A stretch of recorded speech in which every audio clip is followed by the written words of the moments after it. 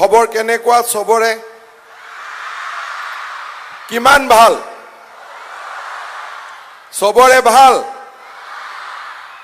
দুটা মোৰ অনুৰোধ থাকিব যি সকলে আজি স্কুটিখন পাব তেওঁলোকে যাতে লাইসেন্স নোহোৱাকৈ স্কুটিখন নচলায় হ'ব লাইসেন্স বনাব লাগিব না নালাগিব আৰু দ্বিতীয়তে আমি যেতিয়া স্কুটি চলাম হেলমেটটো কিন্তু পিন্ধিবই লাগিব হ'ব আমি স্কুটিখনৰ লগত হেলমেটটো দি দিছো গতিকে হেলমেটটো সকলোৱে যাতে পিন্ধিব লাগিব হ'ব হ'ব যদি এটা ভাল কৰি হাত চাপৰি বজাই দিলে হল তেতিয়া মই গম পাম আজিৰ সভাত আমাৰ মাজত উপস্থিত অসম চৰকাৰৰ শিক্ষা মন্ত্ৰী ডক্টৰ ৰণোজ পেগু ডাঙৰীয়া সন্মানীয় মন্ত্ৰী অতুল বৰা ডাঙৰীয়া চন্দ্ৰমোহন পাটোৱাৰী ডাঙৰীয়া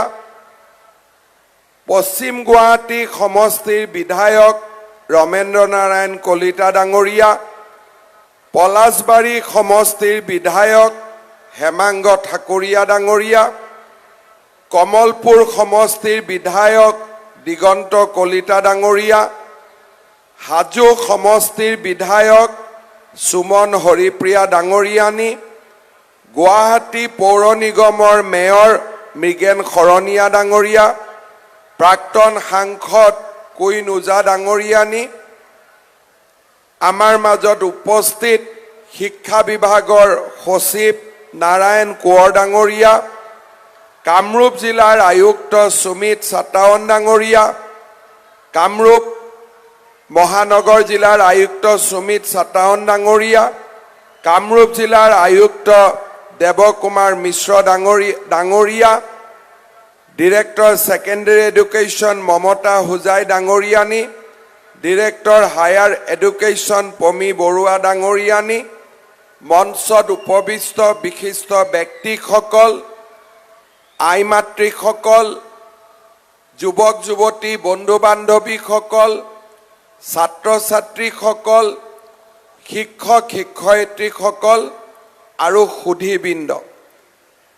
আজি 11 ডিচেম্বৰ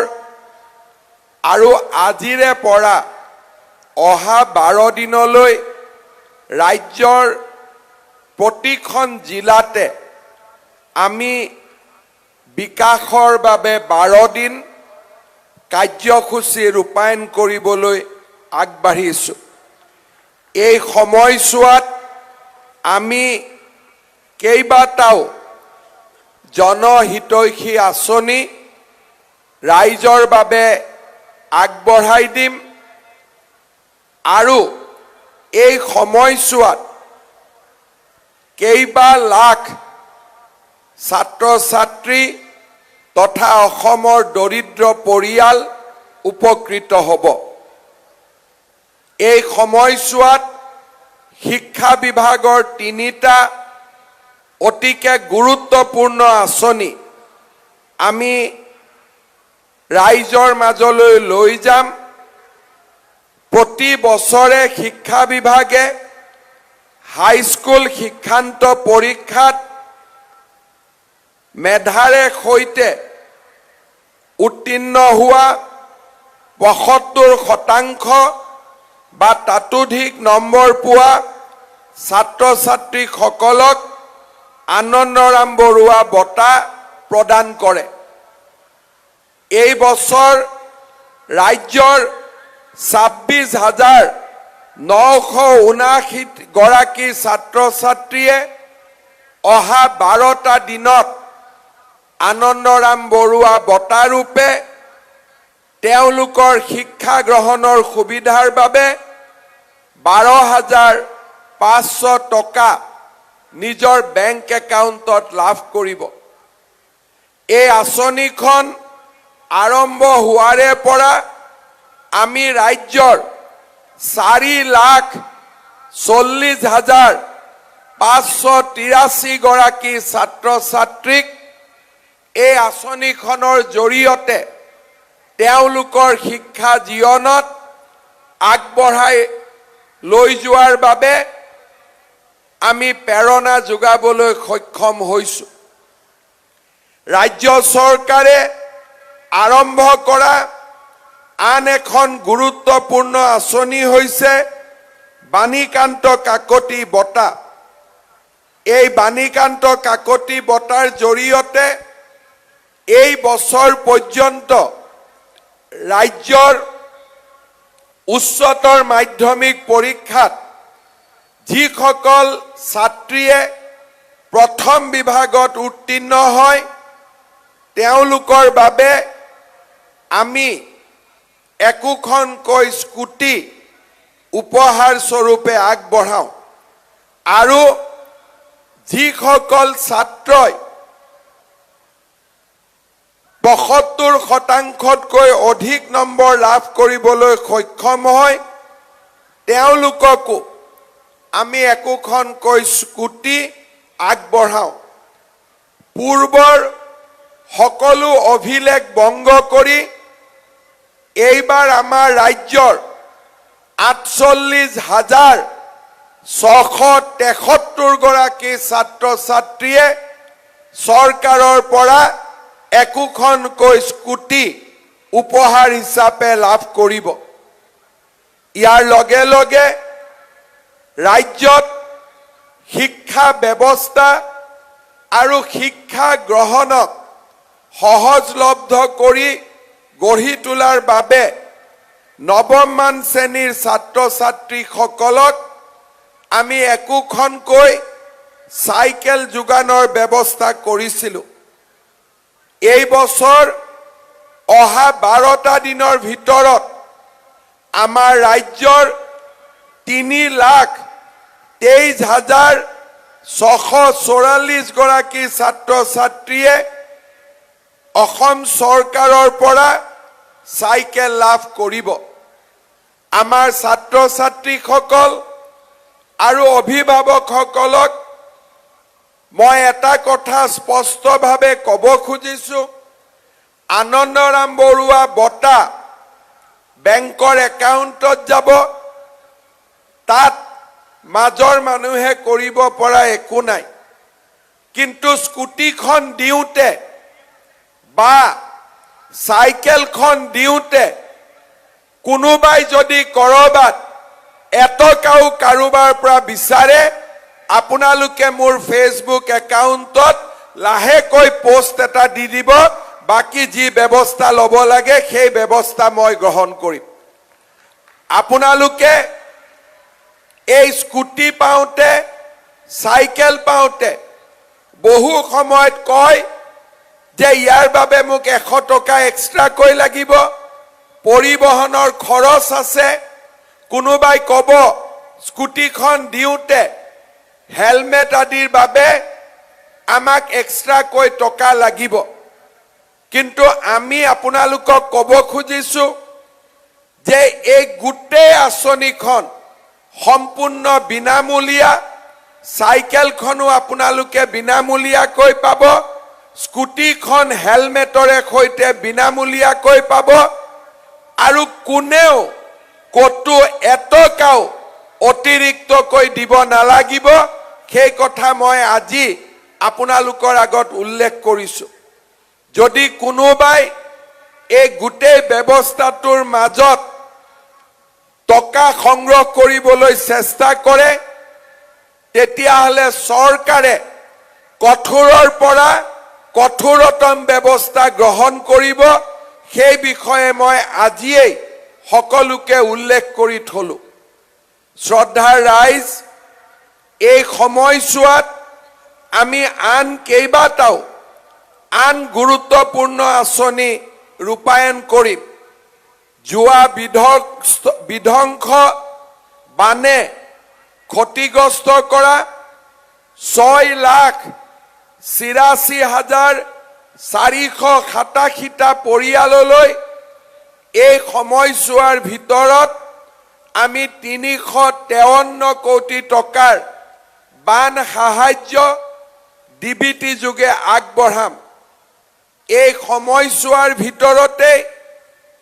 মাইক্ৰ ফাইনেন্সৰ লোন লোৱা 50,000 টকা পৰ্যন্ত লোন লোৱা মহিলাসকলৰ বাবে আমি ঋণমুক্ত প্ৰমাণপত্ৰ বিতৰণ কৰিম আৰু এই সময়ছোৱাৰ ভিতৰতে ৰাজ্যৰ উদ্যোগ বিভাগে প্ৰধানমন্ত্ৰী ক্ষুদ্ৰ খাদ্য সংসাধন আঁচনিৰ জৰিয়তে 6,490 গৰাকী আত্মসহায়ক গোটৰ সদস্যক 21 কোটি টকা প্ৰাৰম্ভিক মূলধন হিচাপে আগবঢ়াব। অৰ্থাৎ অহা 12 দিনত ৰাজ্যৰ প্ৰায় 11 লাখ পৰিয়াল অসম চৰকাৰৰ বিভিন্ন আঁচনিৰ পৰা উপকৃত হ'ব। 2024 চনৰ শেষ মাহটোত অসমৰ ৰাইজক সেৱা কৰিবলৈ আকৌ এবাৰ সুযোগ পোৱাৰ যি বিৰল কৃতিত্ব আমি লাভ কৰিছোঁ তাৰ বাবে নেদেখা জনৰ ওচৰত ধন্যবাদ জনাইছোঁ আৰু অসমবাসী ৰাইজলৈ কৃতজ্ঞতা আৰু মোৰ প্ৰণাম জ্ঞাপন কৰিছোঁ। শ্ৰদ্ধাৰ ছাত্ৰ ছাত্ৰীসকল, আজিৰ এই দিনটোত স্কুটি বিতৰণে হওক, চাইকেলে হওক বা উচ্চ মাধ্যমিক পৰীক্ষাত সুন্দৰ ফলাফল আগবঢ়োৱা ছাত্ৰ ছাত্ৰীসকলৰ বাবে হওক, আমি দুজন মহান মনীষীৰ নামত এই বঁটাসমূহ উৎসৰ্গিত কৰিছোঁ। বাণীকান্ত কাকতি আৰু আনন্দৰাম বৰুৱা অসমৰ বৈদ্যায়তনিক জগতখনৰ পুৰোধা ব্যক্তি আছিল। ডক্টৰ বাণীকান্ত কাকতিয়ে 1911 চনতে কলিকতা বিশ্ববিদ্যালয়ৰ অধীনত সেই সময়ৰ অসম আছিলে আৰু অসমৰ শিক্ষাৰ্থীসকলৰ ভিতৰত প্ৰথম মেট্ৰিকুলেশ্যন পৰীক্ষাত উত্তীৰ্ণ হৈছিল। ভাষাতত্ত্ববিদ ডক্টৰ বাণীকান্ত কাকতিয়ে কটন কলেজত অধ্যক্ষৰ দায়িত্বভাৰ গ্ৰহণ কৰিছিল। গভীৰ পাণ্ডিত্যৰ পৰিচয় দি গুৱাহাটী বিশ্ববিদ্যালয়ৰ অসমীয়া বিভাগৰ মুৰব্বীৰ দায়িত্বও পালন কৰিছিল। গভীৰ পাণ্ডিত্যৰ পৰিচয় দি তেওঁ আছামিজ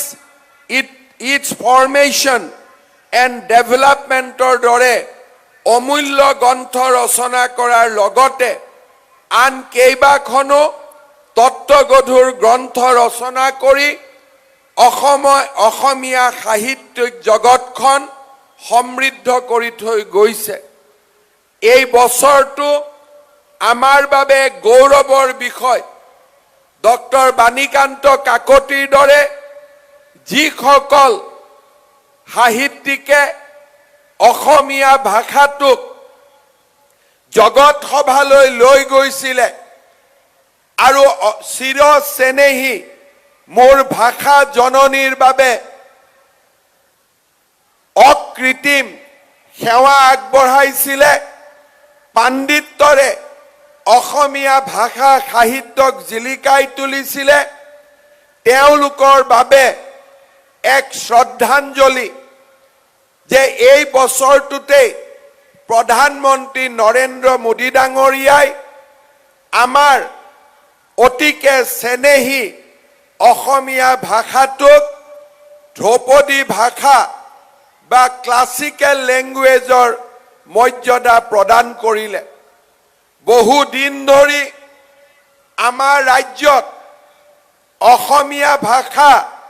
বঙালী ভাষাৰ পৰা উৎপন্ন হৈছে নে বঙালী ভাষা অসমীয়াৰ পৰা উৎপন্ন হৈছে, এক বিশাল বিতৰ্ক গা কৰি উঠিছিলে। অসমীয়া আৰু বঙালী ভাষাৰ মাজত প্ৰতিযোগিতাৰ বাবে ৰাজ্যত ভাষা আন্দোলনৰো সৃষ্টি হৈছিল। বৰাক আৰু ব্ৰহ্মপুত্ৰৰ মাজত সমন্বয়ৰ সাকোডাল দুৰ্বল হৈ পৰিছিল। 2024 চনত প্ৰধানমন্ত্ৰী মোদী ডাঙৰীয়াই অসমীয়া আৰু বঙালী ভাষা দুইটাই পৃথক, দুইটাৰ ওপৰত ডিপেণ্ডেণ্ট নহয়, দুইটাৰ পৰা সৃষ্টি হোৱা নাই, আৰু দুইটা ভাষাকে ধ্ৰুপদী ভাষাৰ স্বীকৃতি দি আমাৰ অসমীয়া ভাষাটোক জগত সভালৈ লৈ যোৱাৰ বাবে এক ঐতিহাসিক সিদ্ধান্ত গ্ৰহণ কৰিলে। চতুৰ্থ শতিকাতে অসমীয়া ভাষাই শিলালিপিৰ জৰিয়তে আত্মপ্ৰকাশ কৰিছিল। মই আজিৰ সভাত উপস্থিত ছাত্ৰ ছাত্ৰীসকলক অনুৰোধ কৰিম যে অসমীয়া ভাষাৰ ইতিবৃত্ত চতুৰ্থ শতিকাৰ পৰা কি ধৰণে চীনা পৰিব্ৰাজক হিউৱেন চাঙৰ ৰচনাত অসমীয়া ভাষাই স্থান পাইছিলে আৰু কি ধৰণে অসমীয়া ভাষাই বিৱৰ্তনৰ মাজেৰে কামৰূপৰ পৰা ৰংপুৰলৈ কি ধৰণে অসমীয়া ভাষাই আধুনিক অসমীয়া ভাষালৈ ৰূপান্তৰ হৈছিলে তাৰ বিষয়ে অধ্যয়ন কৰিবলৈ মই আহ্বান জনাম। অসম প্ৰকাশন পৰিষদৰ ৱেবছাইটত অসমীয়া ভাষাৰ সৃষ্টি,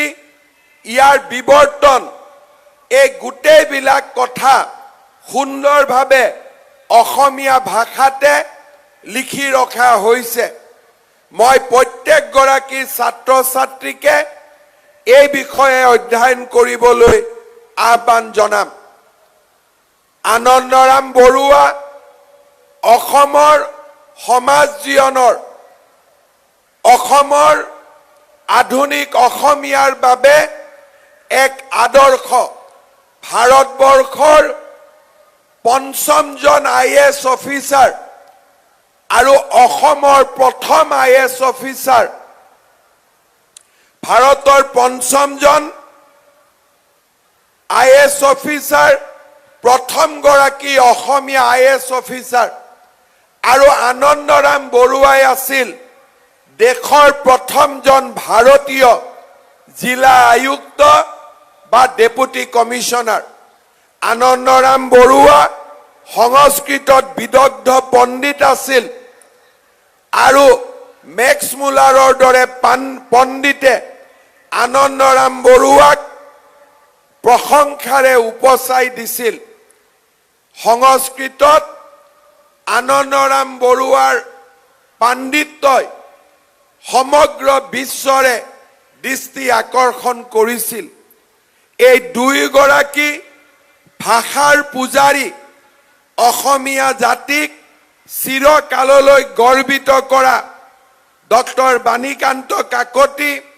আৰু আনন্দৰাম বৰুৱাক আজি আমি তেখেতসকলৰ অৱদানক আকৌ এবাৰ আমি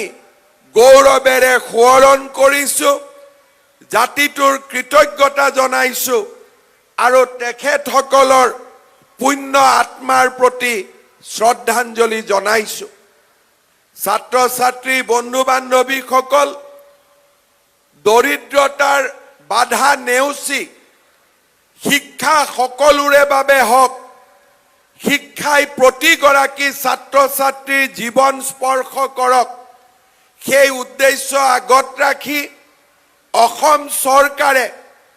এফালৰ পৰা ছাত্ৰ ছাত্ৰীসকলৰ কল্যাণৰ বাবে নিৰন্তৰভাৱে আঁচনি গ্ৰহণ কৰি আহিছে। দেশৰ ভিতৰতেই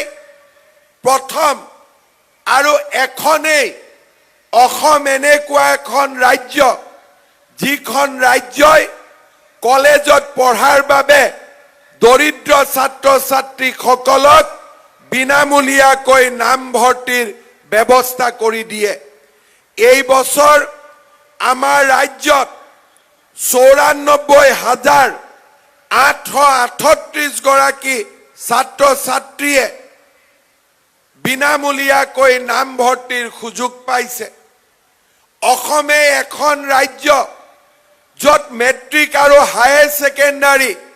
পৰীক্ষা দিবৰ কাৰণে পৰীক্ষাৰ মাচুলো ৰাজ্য চৰকাৰে বহন কৰে, পিতৃ মাতৃৰ পৰা দায়িত্ব হ্ৰাস কৰে। আমাৰ অসমেই এখন ৰাজ্য যিখন ৰাজ্যত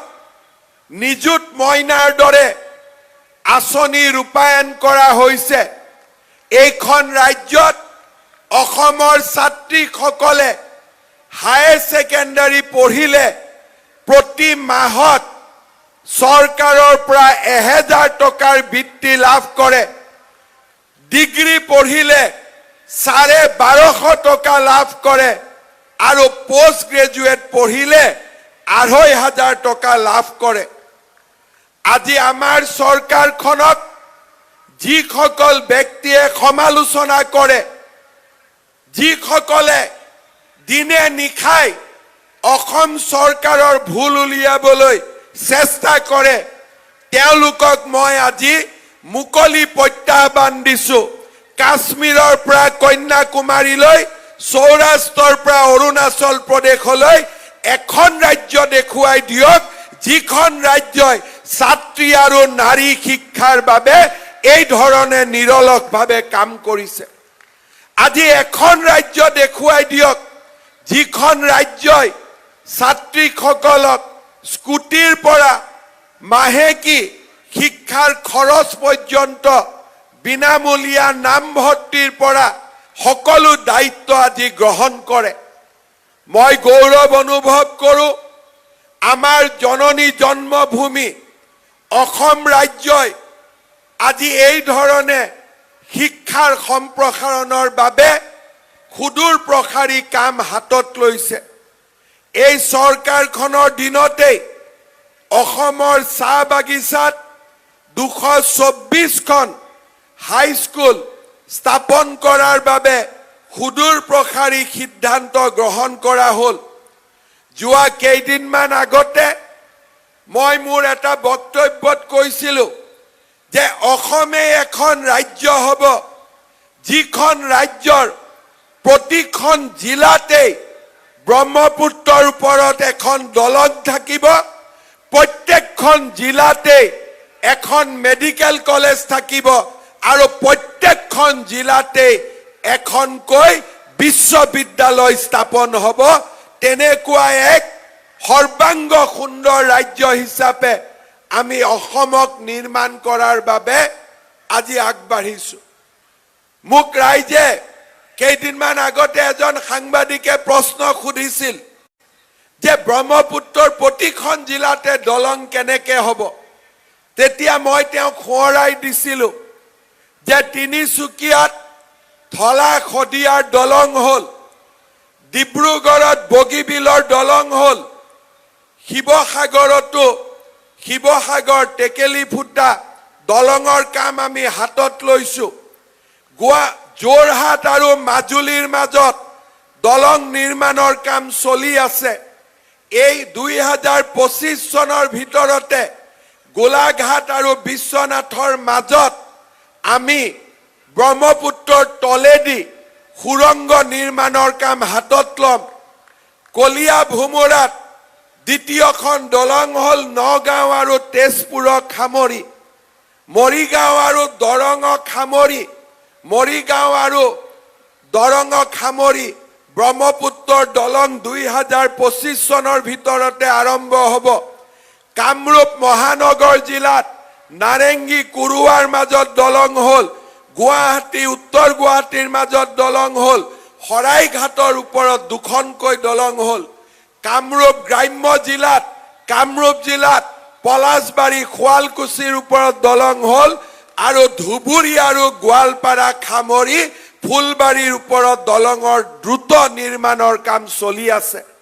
এই সময়ছোৱাৰ ভিতৰতে বৰাক নদীত 6খন কৰি নতুন দলঙৰ কাম আৰম্ভ হ'ল।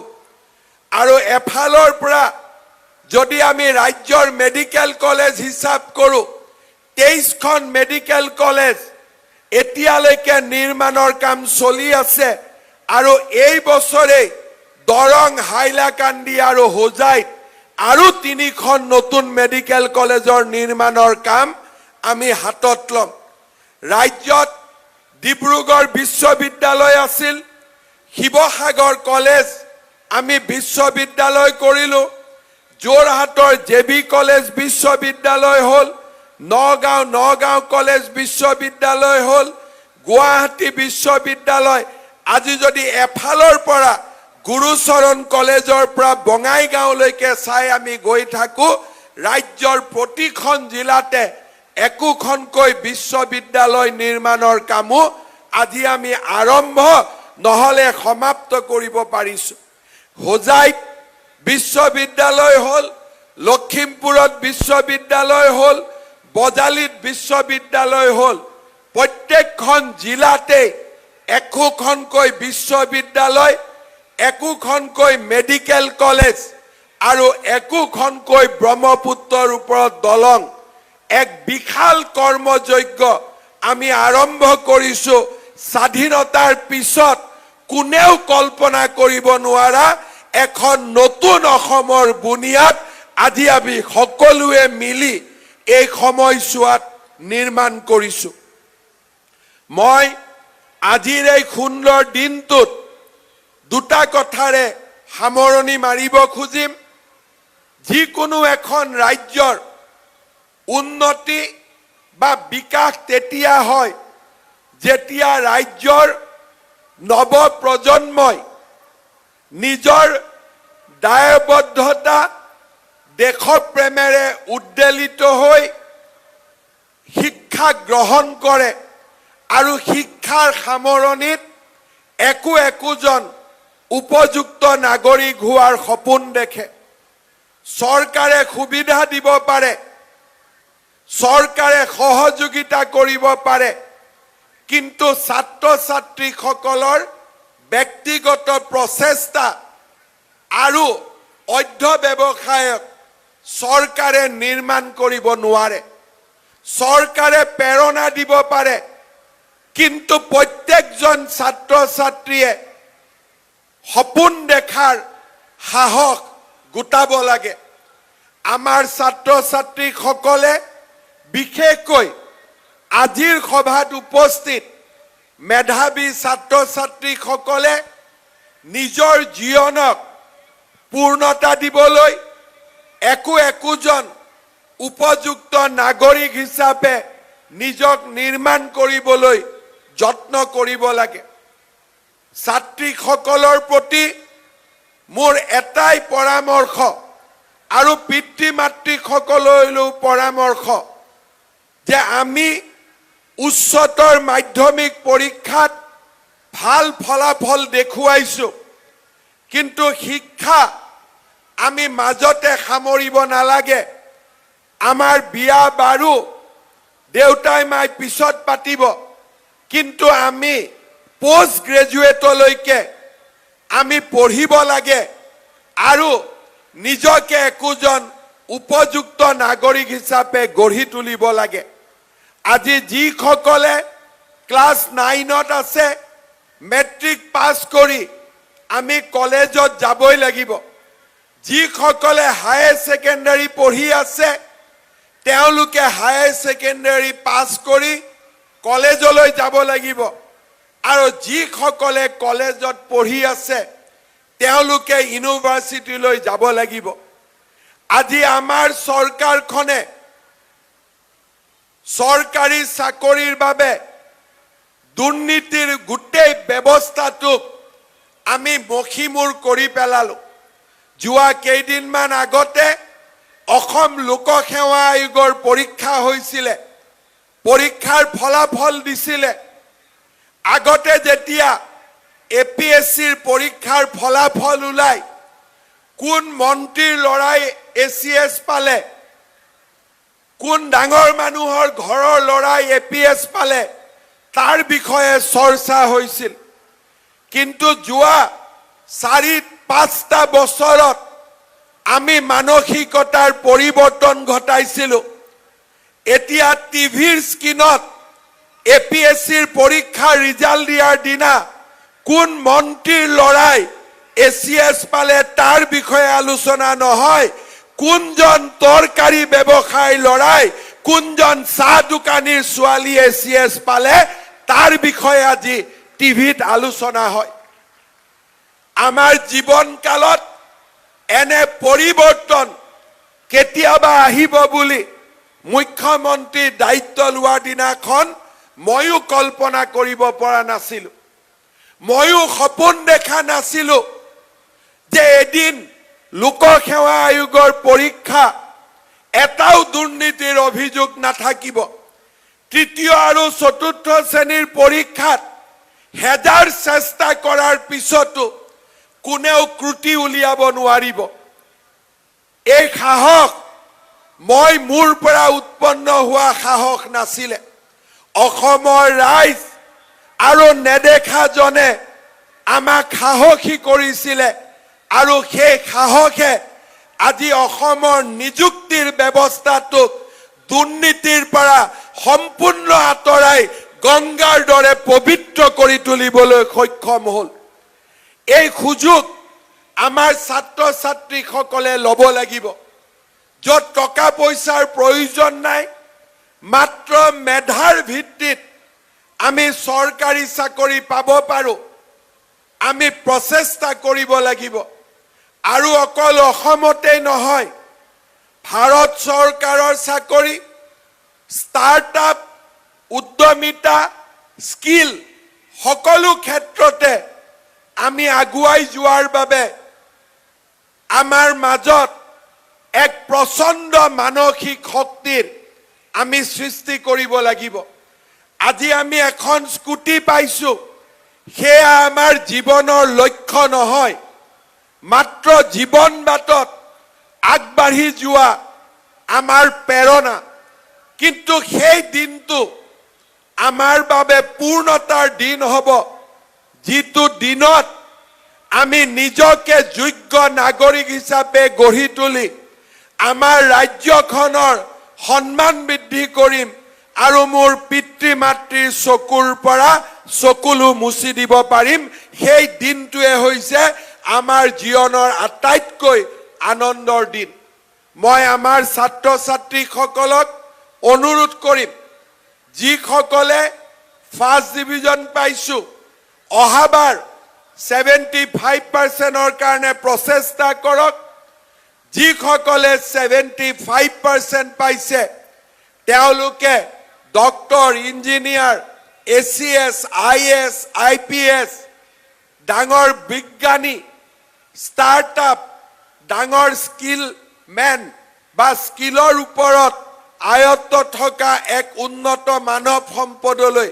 নিজক পৰিৱৰ্তন কৰক ইয়াৰ লগত মই আৰু এটা কথা উল্লেখ কৰিম যে আজি চাৰিওফালে আমাৰ ৰাজ্যৰ উন্নতিৰ মূল কাৰণ হৈছে আন্দোলন বিবৰ্জিত পৰিৱেশ যি দিনাখনেই অসমীয়াই সিদ্ধান্ত ললে যে আমি আৰু আন্দোলন নকৰো আমি বন্ধ নকৰো আমি পিকেটিং নকৰো ভগৱানে যেন আমাৰ মূৰৰ ওপৰত পুষ্প বৃষ্টি কৰিলে অৰ্থনৈতিক ক্ষেত্ৰত অসম আগুৱাই গ'ল দৰিদ্ৰতাৰ কবলৰ পৰা 80 লাখ লোকে মুক্তি পালে আৰু চাৰিওফালে বিকাশৰ এক নতুন কৰ্মযজ্ঞ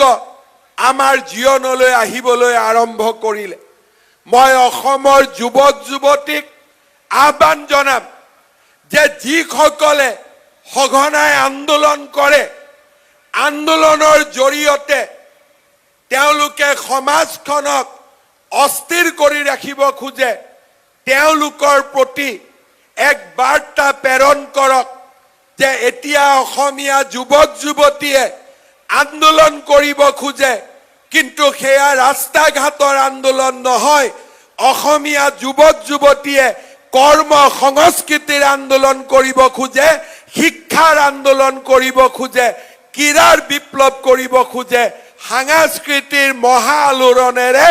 আমাৰ ৰাজ্যখনক জীপাল কৰি তুলিব খোজে মই বিশ্বাস কৰিম অসমৰ নৱ প্ৰজন্মই এই পথেৰে আমাৰ মাতৃভূমিক আগুৱাই লৈ যাব পুনৰ এবাৰ যিসকল মেধাৱী ছাত্ৰ ছাত্ৰীয়ে আনন্দৰাম বৰুৱা বঁটা, বাণীকান্ত কাকতি বঁটা আৰু বিদ্যালয়লৈ যাবলৈ চাইকেলখন চৰকাৰৰ পৰা লাভ কৰিলে, তেওঁলোকলৈ মই বহুত বহুত শুভকামনা জনালো। প্ৰতিগৰাকী পিতৃ মাতৃক মোৰ সেৱা আগবঢ়ালো আৰু ৰাজ্যৰ শিক্ষা বিভাগক আৰু শিক্ষামন্ত্ৰী ৰণোজ পেগু ডাঙৰীয়াই যি নিজৰ কৰ্মকুশলতা আৰু প্ৰচেষ্টাৰে এই আঁচনিক জনমুখী কৰি তুলিলে, ৰাজ্যৰ ছাত্ৰ ছাত্ৰী দুৱাৰ দলিলৈ লৈ আহিলে, শিক্ষা বিভাগ আৰু ৰণোজ পেগু ডাঙৰীয়াক অভিনন্দন জনাই মই মোৰ বক্তব্যৰ সামৰণি মাৰিছো। ধন্যবাদ। জয় হিন্দ, বন্দে মাতৰম।